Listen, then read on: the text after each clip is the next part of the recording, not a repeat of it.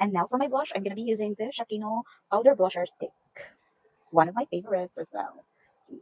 So, and my shade is shade number 3. So, pagmasdang mabuti. So, yan siya. Okay, dahil wala nga akong brush, so kakamayin lang natin sa pagbe-blend. So, bigyan ng trabaho ang ating kamay. Oh, see? Kita yung difference? Meron? Wala.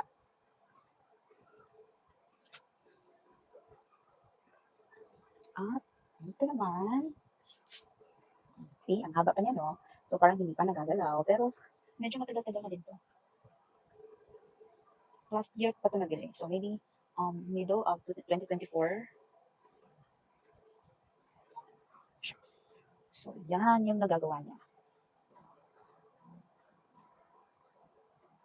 Para akong nasampal. Bahala na nga kayo dyan. Kung sa tingin nyo para akong sinampal. Basta gusto ko lang maganda ako. Pag nag-unboxing.